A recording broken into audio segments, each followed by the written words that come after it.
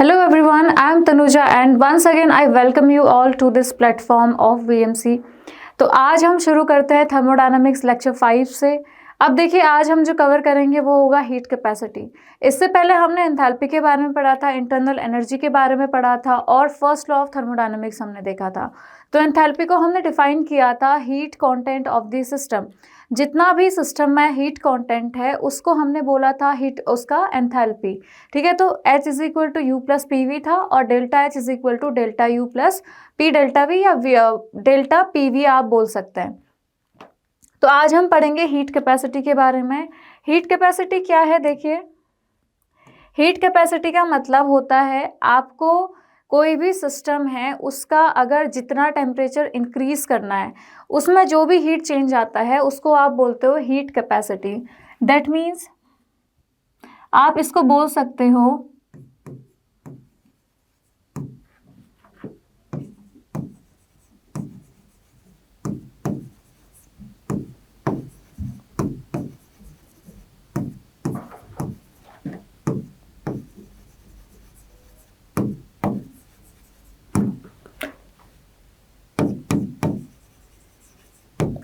heat required to raise the temperature of a substance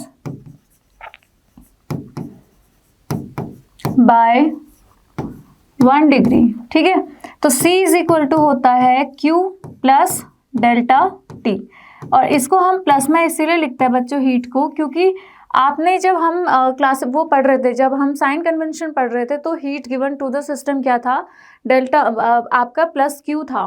ठीक है, plus का sign होता है जब आप हीट सिस्टम को देते हो और माइनस का साइन आता है जब हीट रिलीज होती है सिस्टम से। तो ये हो जाएगा C is equal to Q upon delta T, यानी कि जितना भी आपने टेम्परेचर चेंज किया उसमें जो भी हीट कंटेंट है जो भी उस सिस्टम का, उसको आपने क्या बोला? Heat capacity. या आप बोलो कि heat required to increase the temperature, जितना भी आपको हीट रिक्वायर्ड है टेम्परेचर को चेंज करने के लिए उसको आपने क्या बोला? Heat capacity. ठीक है,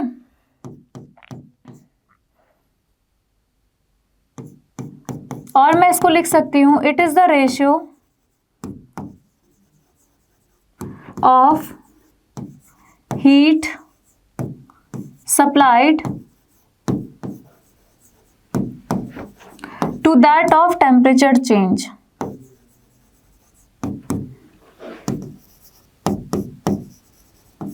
या टेम्परेचर डिफरेंस। अब देखिए इसकी यूनिट क्या होगी? अगर मैं यूनिट की बात करती हूं तो इसकी यूनिट हो जाएगी बच्चों,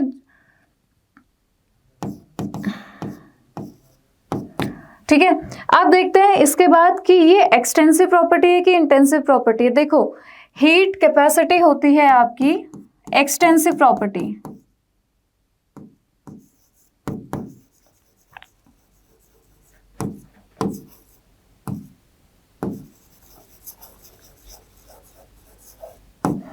मतलब आप बोल सकते हो कि ये डिपेंड करती है मास या साइज ऑफ द सिस्टम पे। ठीक है, नेक्स्ट हम देखेंगे heat capacity during phase transition. Phase transition की ड्यूरिंग हीट कैपेसिटी क्या होती है? देखो आपका फॉर्मूला क्या है? C is equal to Q upon delta T। अब फेज ट्रांजिशन क्या होता है? जब मान लीजिए आपका H2O था, वो लिक्विड था और वो मान लीजिए आप गैस में चेंज हो रहा है। ठीक है, अब जब आपका लिक्विड H2O जब गैस में चेंज होगा तो उस टाइम पे जो टेम्परेचर रिक्वायर्ड होगा उसको हम क्या बोलते हैं? At its melting point. ये कब होता है? इसके बॉइलिंग पॉइंट पे होता है। तो बॉइलिंग पॉइंट क्या होता है वाटर का? 100 डिग्री सेल्सियस। यानी कि जब आपका फेज ट्रांजिशन होता है, जब फेज ट्रांजिशन होता है तो टेम्परेचर रिमेन्स कांस्टेंट,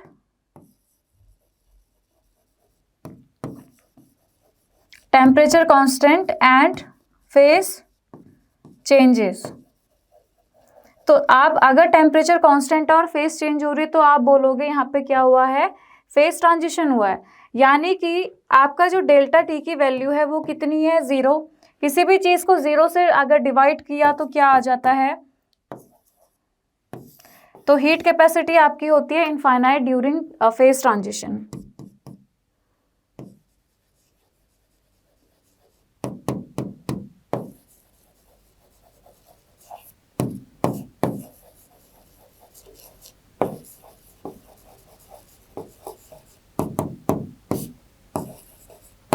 तो heat capacity is infinite during phase transition, और वो क्यू हुआ फॉर्मूले में रख दिया, C is equal to Q upon delta T में रख दिया, delta T is 0 during phase transition, क्योंकि आपका टेम्परेचर कांस्टेंट रहता है, दैट मीन्स डेल्टा टी क्या हो जाएगा आपका, यहाँ से मैं क्या बोल सकती हूँ, delta T is equal to 0, तो इसको हमने यहाँ पे रख दिया, तो किसी भी चीज़ को अगर 0 से डिवाइड करते हैं तो हमारा आता है इनफाइनाइट, ठीक है। तो इसीलिए हम लोग यहाँ पे कंक्लूड कर सकते हैं कि ड्यूरिंग फेज ट्रांजिशन जो आपका हीट कैपेसिटी है दैट इज इक्वल टू 0। अब हम लोग देखेंगे इसके कुछ केसेस, ठीक है। इसके कुछ केस है molar heat capacity. Molar heat capacity क्या होता है,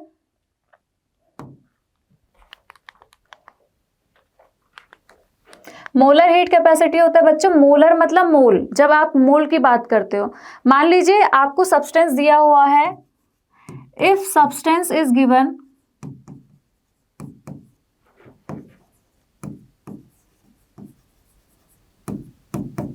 1 मोल, तो जो भी आपको हीट रिक्वायर्ड होगी टेम्परेचर में चेंज लाने के लिए उसको आप बोलते हैं मोलर हीट कैपेसिटी। तो मैं इसमें लिख सकती हूँ the heat required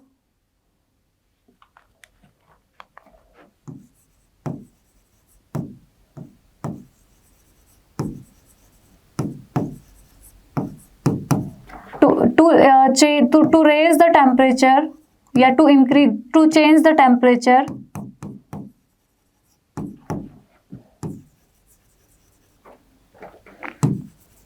when the substance is given, when the substance is 1 मोल, तो इसको हम क्या बोलते हैं, मोलर हीट कैपेसिटी, और इसको रिप्रेजेंट किया जाता है Cm से, सबस्क्रिप्ट में आ जाता है M and M stands for molar. तो यहाँ पे Cm इज इक्वल टू हो जाएगा आपका plus Q upon N delta T। N का मतलब होता है जितना भी मोल के लिए आपको टेम्परेचर में चेंज लाना है या हीट सप्लाई करनी है, पर्टिकुलर मोल जो भी सब्सटेंस का दिया हुआ है, और उसमें जितना भी हीट चेंज आपका रहेगा, टेम्परेचर चेंज आपका रहेगा, ठीक है। तो यहाँ से फॉर्मूला क्या बन गया, Cm is equal to Q upon N delta T। तो मतलब हम क्या बोल सकते हैं, the heat required to change the temperature when the substance is given as 1 mole, या कोई भी मोलर सब्सटेंस आपको दिया है उसका जब भी आपको टेम्परेचर हीट चेंज करना है, टेम्परेचर चेंज करना है, तो उसके लिए जो भी हीट रिक्वायर्ड है उसको आप क्या बोलते हो, मोलर हीट कैपेसिटी। इसका फॉर्मूला हो जाता है, इसका यूनिट हो जाता है जूल पर केल्विन पर मोल, ठीक है। और दूसरी बात ये होती है इंटेंसिव प्रॉपर्टी, ये एक्सटेंसिव नहीं होगी, ये इंटेंसिव होगी, ठीक है। चलिए अब अगला है आपका specific heat capacity. Specific heat capacity क्या है, मोलर में था कि हमें अगर मोल में कोई अमाउंट दिया होगा, स्पेसिफिक में आ जाएगा अगर मान लीजिए हमको दिया हुआ है कोई ग्राम में सब्सटेंस या 1 ग्राम सब्सटेंस, तो मैं इसमें ये चेंज है, देखो हीट कैपेसिटी है नॉर्मल, आपने सब्सटेंस की बात ही नहीं करी, आपने बोला कि कोई भी सिस्टम है उसकी आपने हीट चेंज करी बाय 1 डिग्री, तो जो भी हीट रिक्वायर्ड होगी उसको आपने बोल दिया हीट कैपेसिटी। वो फर्दर डिवाइड है मोलर हीट कैपेसिटी और स्पेसिफिक हीट कैपेसिटी। मोलर का मतलब है जब सब्सटेंस गिवन है 1 मोल, और स्पेसिफिक का मतलब है जब सब्सटेंस का अमाउंट गिवन है 1 ग्राम या ग्राम में कोई अमाउंट आपका गिवन है, ठीक है।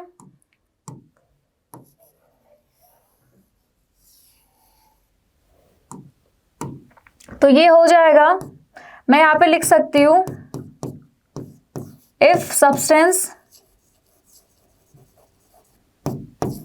is given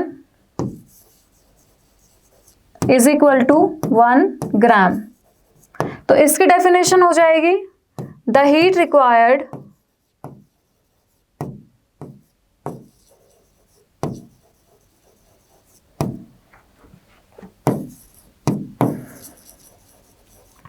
to raise the temperature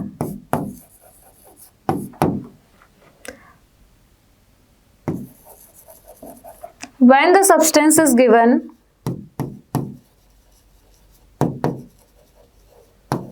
is 1 gram. तो इसका फॉर्मूला हो जाता है CS, आप इसको लिखते हो CS, S stands for specific, तो ये हो जाएगा plus Q upon M delta T या W डेल्टा T भी आप लिख सकते हो, ठीक है। और ये भी आपका इंटेंसिव प्रॉपर्टी होती है। ओके तो आई होप आपको ये दोनों पॉइंट्स क्लियर हैं, स्पेसिफिक और मोलर हीट कैपेसिटी में डिफरेंस। अब देखो टाइप्स ऑफ हीट कैपेसिटीज, दो कंडीशन पे हम लोग हीट कैपेसिटी निकालते हैं। पहला है एट कांस्टेंट प्रेशर, दूसरा आएगा एट कांस्टेंट वॉल्यूम। अब एट कांस्टेंट प्रेशर हम लोग पहले देखते हैं कि एट कांस्टेंट प्रेशर कैसे होता है। वैसे तो हमारा फॉर्मूला है C is equal to plus Q upon T, है ना, लेकिन अगर मैं एट कांस्टेंट प्रेशर बोलूं, एट कांस्टेंट प्रेशर, ये बन जाएगा Cp is equal to Qp upon T या डेल्टा टी, सॉरी। तो ये क्या है, जो आपका P है, P मतलब कांस्टेंट, जब भी जो सबस्क्रिप्ट में लिखा होता है वो कांस्टेंट होगा। तो यहाँ पे Cp is equal to plus Qp upon delta T आ जाएगा। अब बनते हैं बेटा इसके दो केस। अच्छा, इसको हम एक और चीज बोल सकते हैं, इसको बोल सकते हैं delta H upon delta T. अगर मान लीजिए मैंने बोला कि अगर आपको मोलर हीट कैपेसिटी में एट कांस्टेंट प्रेशर निकालना है, ठीक है, आपने क्या बोला,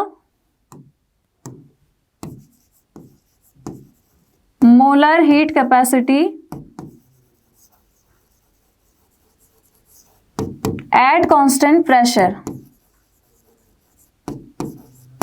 तो ये बन जाएगा आपका Cp, M। P मतलब प्रेशर कांस्टेंट है और M का मतलब होता है मोलर हीट कैपेसिटी। तो Cpm इज इक्वल टू हो जाएगा Qp upon N delta T। यहां से एक फॉर्मूला आता है, देखो जो Qp होता है ना, एट अगर मान लीजिए heat change at constant pressure, उसको हम बोलते हैं डेल्टा H। ये तो इधर से एक फॉर्मूला आया था मेरे पास, delta H is equal to Cp delta T, ये आ जाएगा एक फॉर्मूला। दूसरा यहाँ पे देखिए, जो Qp है इसको मैं डेल्टा H लिख सकती हूँ, delta H upon N delta T। तो यहाँ से एक फॉर्मूला आ जाएगा, delta H is equal to NCpM delta T। ये जितने भी फॉर्मूलाज बॉक्स में है सब बहुत इंपॉर्टेंट है। अगला हम लोग देखते हैं molar heat capacity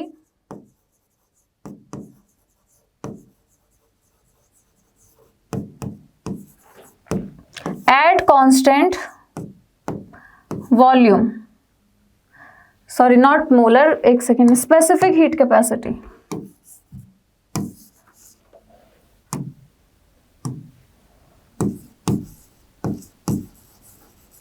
specific heat capacity at constant pressure, देखो ये क्या हो जाएगा, CSM इज इक्वल टू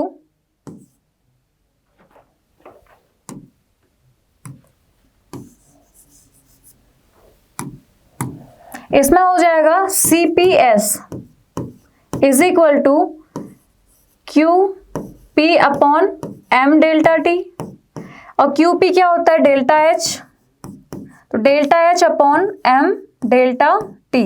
यहां से delta H is equal to आ जाएगा MCP, S डेल्टा T।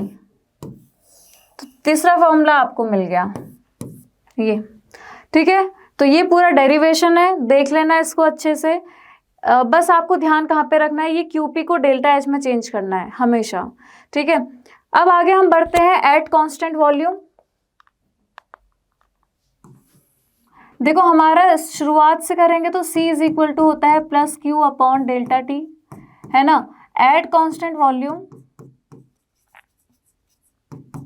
ये बन जाएगा CV is equal to QV upon delta T. अब याद है, अगर मैं बोलूँ हीट सप्लाइड या heat exchange at constant volume क्या होता है, वो होता है डेल्टा U, यानी कि internal energy change. Delta U is equal to delta T.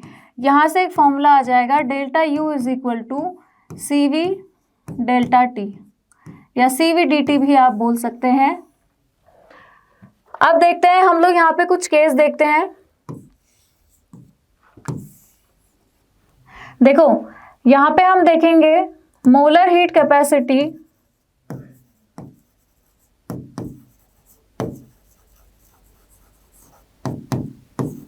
Eight constant volume, और दूसरा केस हो जाएगा specific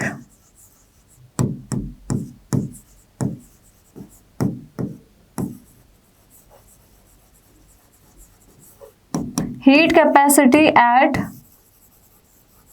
constant volume.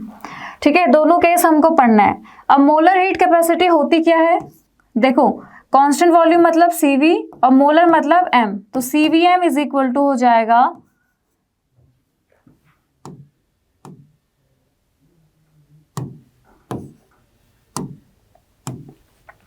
CVM is equal to हो जाएगा, CVM इज इक्वल टू देखिए QV upon N delta T, और QV किसके equal होता है, डेल्टा U के अपॉन N डेल्टा T। तो यहाँ से एक फॉर्मूला आ जाएगा आपका, delta U is equal to NCVM delta T। ये आपका यहाँ से फॉर्मूला आ गया। ठीक है, नेक्स्ट देखो डेरिवेशन बहुत इजी है, हमने डायरेक्ट CVM वाले में रख दिया कि molar heat capacity at constant volume CV और मोलर है तो M। ठीक है, तो QV upon N delta T, क्योंकि मोलर था तो N डेल्टा T। देन उसके बाद QV मतलब हीट एट कांस्टेंट वॉल्यूम होता है delta U, delta U upon N delta T, तो delta U is equal to हो जाएगा NCVM डेल्टा T। देन आता है आपका specific heat capacity at constant volume. देखिए ध्यान से देखना, इसको बोलते हैं CVS is equal to QV upon M delta T। अब QV क्या होता है, डेल्टा U। सेम प्रोसेस करना है हर किसी में, बस टर्म्स थोड़ा ध्यान में रखने हैं। तो delta U is equal to हो जाएगा MCVS डेल्टा T। जैसे ये वाले थे ना फॉर्मूलाज, ये वाला CPM CPS, तो ये हो जाएगा CVM CVS। ठीक है, तो ये फॉर्मूलाज बहुत ध्यान रखना, तो नोट कर सकते हो आप लोग। ठीक है, तो ये फॉर्मूलाज आपको बहुत ध्यान रखने हैं, इनको कैसे करना है, कैसे डिराइव किया है हम लोगों ने, तो साथ के साथ आप लोग नोट करते जाइए। ठीक है, नेक्स्ट आपका आता है मेयर्स रिलेशन। देखिए मेयर्स रिलेशन क्या है, मैं डायरेक्ट रिलेशन पे आऊँगी। CPM minus CVM is equal to R, या CP minus CV is equal to NR। तो ये दो रिलेशन है, इनको देखना न्यूमेरिकल इसी से होंगे। ठीक है, ये इनके बीच का रिलेशन है, CP और CV के बीच का रिलेशन है, बहुत क्वेश्चंस में आता है, तो बिल्कुल ध्यान रखना है, इसको याद कर लेना। नेक्स्ट है आपका एक टॉपिक आता है डिग्री ऑफ फ्रीडम। सुनिए, डिग्री ऑफ फ्रीडम क्या होता है, degree of freedom is number of ways कोई एक molecule, a molecule can move with respect to other molecule. मान लीजिए मेरे पास एक मॉलिक्यूल है CH4 मीथेन, तो CH4 में एक एटम को हम लोग सेलेक्ट कर लेते हैं, मान लीजिए मैंने कार्बन को कर लिया। अब आपको नंबर ऑफ वेज बताने हैं कि कार्बन अदर एटम्स के रिस्पेक्ट में, उनके रिस्पेक्ट में कितने तरीके से मूव कर सकता है या मोशन कर सकता है, तो उसको हम बोलते हैं बच्चों डिग्री ऑफ फ्रीडम। ठीक है, कितना उसके पास कितना फ्रीडम है, कितना डिग्री ऑफ फ्रीडम, मतलब अपने से रिलेट कर लो ना, आपके पास कितनी फ्रीडम है, तो वैसे ही उस एटम के पास कितनी फ्रीडम है, कितने तरीके हैं कि वो अदर एटम्स के रिस्पेक्ट में कितने तरीके से मूव कर सकता है, तो उसको हम बोलते हैं डिग्री ऑफ फ्रीडम। डेफिनेशन सामने है, तो number of ways in which an atom or molecule can move with respect to other atoms or molecule.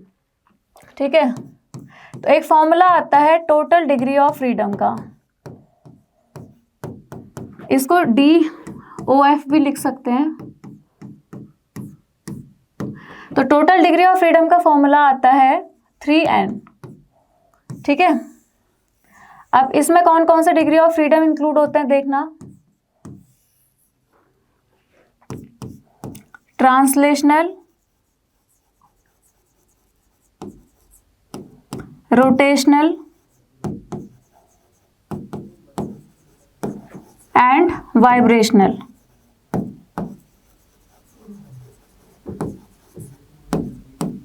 तो ये 3 डिग्री ऑफ फ्रीडम इसमें या 3 मोशन आप बोल सकते हो इसमें इन्वॉल्व होंगे इस 3n में। अब यहाँ पे लिख सकते हो where n is equal to number of atoms. अब देखते हैं, अब देखिए आपका जो translational, rotational and vibrational degree of freedom है वो कैसे कैसे डिटरमाइन होता है, देखते हैं। ठीक है, अब हम लोग एक चार्ट बनाएंगे, एक टेबल बनाते हैं। ट्रांसलेशनल डिग्री ऑफ फ्रीडम को मैं ऐसे दिखाऊंगी, T डिग्री ऑफ फ्रीडम, इसको दिखाऊंगी R डिग्री ऑफ फ्रीडम, और इसको दिखाऊंगी V डिग्री ऑफ फ्रीडम। अब आपके देखो मॉलिक्यूल्स होते हैं ना अलग अलग टाइप के, एक तो आते हैं आपके मोनो एटॉमिक, एक होते हैं आपके डाई एटॉमिक, ठीक है, और एक होता है पॉली एटॉमिक। डाई के बाद हम लोग ट्राई टेट्रा नहीं करते, हम लोग पॉली पे आ जाते हैं। अब कुछ पॉली एटॉमिक मॉलिक्यूल्स होते हैं जो लीनियर होते हैं, तो हम लोग डाई को ना कैलकुलेट करके सीधे पॉली एटॉमिक कर लेते हैं। इस पॉली एटॉमिक में डाई एटॉमिक भी आएगा प्लस लीनियर पॉली एटॉमिक भी आ जाएंगे।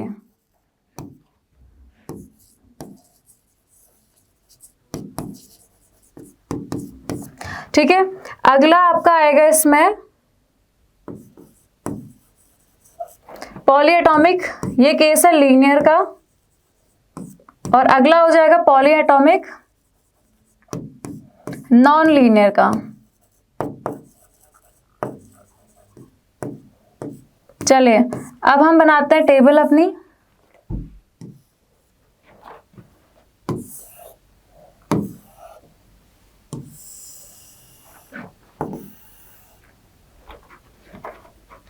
देखो अगर मैं इसमें बात करूं आपसे ट्रांसलेशनल डिग्री ऑफ फ्रीडम की,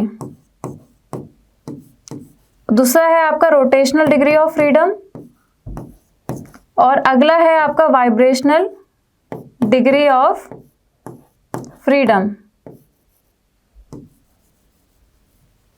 ये 3 आपके गिवन है ना।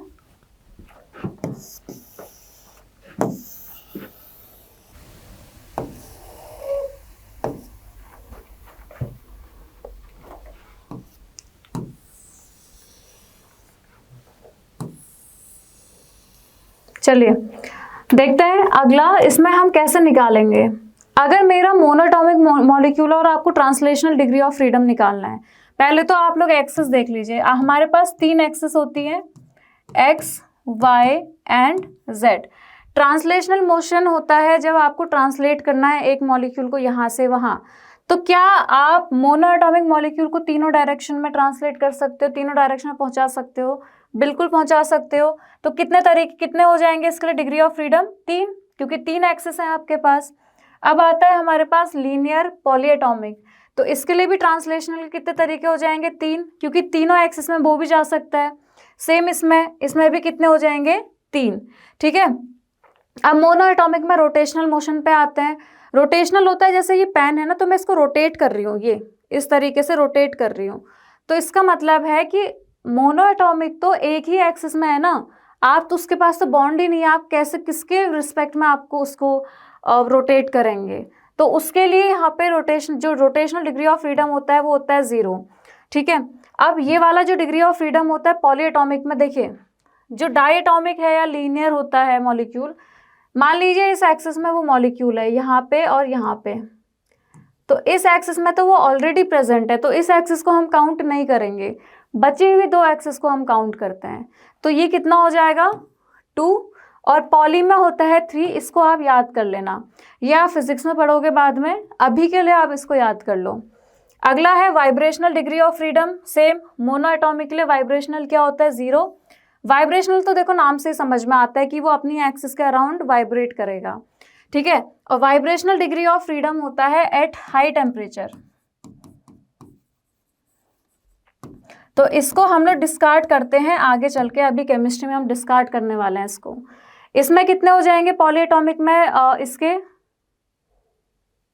टोटल कितने थे हमारे पास? 3n। इसमें से आप 5 माइनस कर दो, ये 3 + 2 5, तो ये हो जाएंगे आपका vibrational degree of freedom for polyatomic linear ठीक है। और यहाँ पे 3n-6 ये हो जाएंगे किसके लिए, नॉन लीनियर पॉलीएटॉमिक के लिए। तो ये टेबल बहुत इंपॉर्टेंट है, इसको आप लोग अच्छे से याद कर लेना, ठीक है, अच्छे से देख लो कैसे बनानी है। चलो उसके बाद आगे चलते हैं। आगे है हमारा calculation of CP CV for different gases. देखिए कैसे कैलकुलेशन करनी है। सबसे पहले आपको एक चीज पता होना चाहिए, गामा क्या है। गामा इज इक्वल टू होता है CPm अपॉन CVm, ठीक है, या आप इसको बोलते हो ये क्या है, पॉइजन्स रेशियो।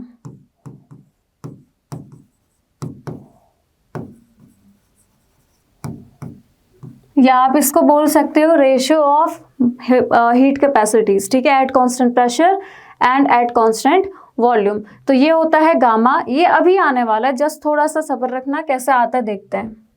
हमारे पास मॉलिक्यूल थे, एक तो था मोनो एटॉमिक, दूसरा है हमारे पास पॉलीएटॉमिक लीनियर,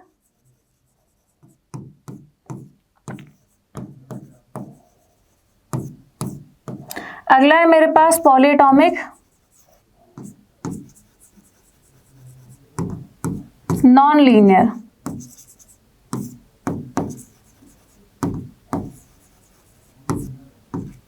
ठीक है, 3 हमारे पास केस थे। अब देखो एक और इसमें फॉर्मूला आता है, CV इज इक्वल टू होता है F/2R, और यहाँ पे जो F होता है, F इज इक्वल टू होता है डिग्री ऑफ फ्रीडम, और इसमें हम लोग काउंट करते हैं सिर्फ रोटेशनल, इसमें ये 2 ही काउंट की जाती हैं। जो ये फॉर्मूला मैंने लिखा है ना, CV is equal to F/2R, जो हम निकालने वाले हैं CP CV गामा, तो उसमें ये जो F है ये है डिग्री ऑफ फ्रीडम, और इसमें हम सिर्फ रोटेशनल और ट्रांसलेशनल काउंट करने वाले हैं, वाइब्रेशनल नहीं करेंगे, क्योंकि वाइब्रेशनल होता है हाई टेम्परेचर पे, और हमें केमिस्ट्री में हाई टेम्परेचर नहीं चाहिए, तो हम लोग सिर्फ इन दोनों से काम चलाते हैं। और आप लोग वाइब्रेशनल काउंट करना सीखोगे फिजिक्स में, ठीक है, इसमें हम लोग बस इतना ही करेंगे। अब यहाँ पे हम लोग कैलकुलेट करना शुरू करते हैं। देखो अगर मैं CVm निकालूँ इसके लिए, या CV आप CV भी बोल सकते हो, CVm भी बोल सकते हो, और फिर एक आता है CPm, दोनों निकालते हैं। CVm अगर मैं निकालूँ तो ये कितना हो जाएगा मोनो एटॉमिक के लिए, देखो रोटेशनल प्लस ट्रांसलेशनल कितने हैं इसमें, 3, टोटल 3 है, तो मैं क्या लिख दूंगी 3/2R, है ना। अब मेरे पास पॉलीएटॉमिक लीनियर है, पॉलीएटॉमिक लीनियर, इसमें कितने हैं ये, रोटेशनल प्लस ट्रांसलेशनल है 5, तो मेरे पास कितना आ जाएगा ये 5/2R, ठीक है। अब मेरे पास पॉलीएटॉमिक नॉन लीनियर कितने हैं, 3 + 3 मतलब 6, तो मेरा आ जाएगा 6/2R, यानी कि 3R, ठीक है। अब ये निकल गया मेरा CVm। CPm निकालने का तरीका क्या है, देखो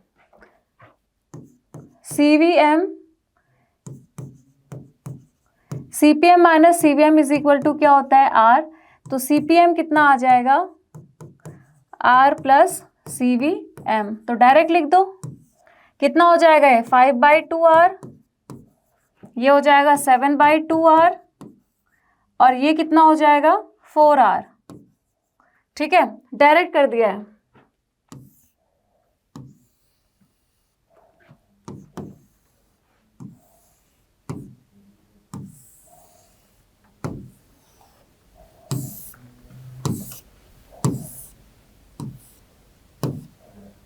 अब हम निकालते हैं बच्चों गामा।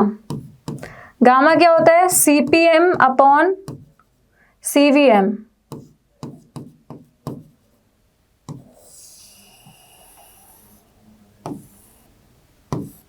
इसके मैं डायरेक्ट वैल्यूज लिख रही हूँ, आप लोग कैलकुलेट कर लेना। ये होता है 1.66, ये होता है 1.4, ये होता है 1.33।